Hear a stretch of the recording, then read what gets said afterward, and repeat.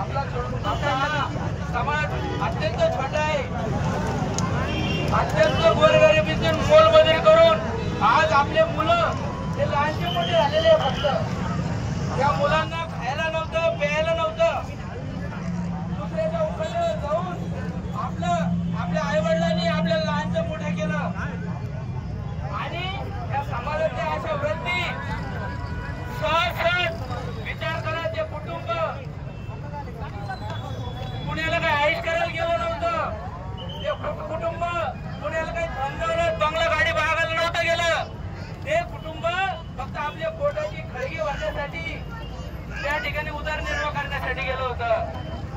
आणि समाजात जात असताना फिरत असताना त्या कुटुंबाला मिळालं काय?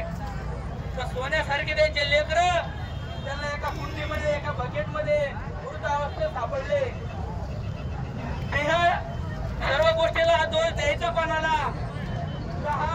या सर्व गोष्टीला दोष द्यायचा या समाजातल्या वाढलेल्या जी माजलेली वृत्ती आहे, त्या वृत्तीला या ठिकाणी दोष द्यावा लागेल.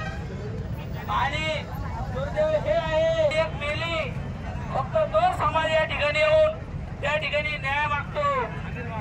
मला असं वाटतं प्रत्येक समाजानं या ठिकाणी येऊन, या आंदोलनामध्ये येऊन या मुलीला न्याय मिळण्यासाठी सहभाग घेतला पाहिजे. प्रत्येकाने याचे हाक ऐकले पाहिजे आणि आपल्या या मुलींना न्याय मिळाला पाहिजे. त्यावेळेस बघितलं गेलं हे घटना आणि त्या मुलीचे तिचे चेहरे बघितले. मित्र अक्षरशः त्या दिवशी जेवण सुद्धा करावं वाटलं नाही. आणि त्यावेळेस ही घटना मी माझ्या बायकोला, माझ्या मुलींना, माझ्या भाषेला त्यांना घरामध्ये सांगितली. अक्षरशः ते जेवलेच नाही मित्र. आणि ते म्हणले की एवढ्या मुलीवर कसं काय अत्याचार होऊ शकतो?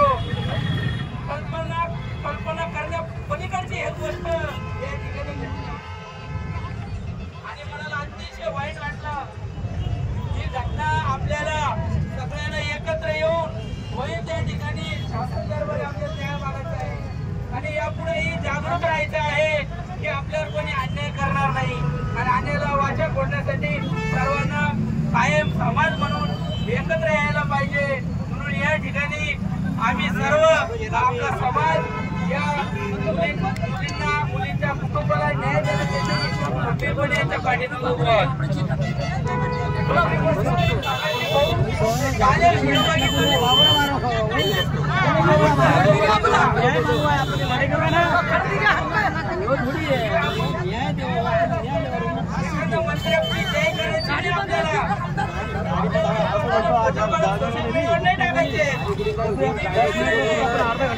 राजाने संकट आहे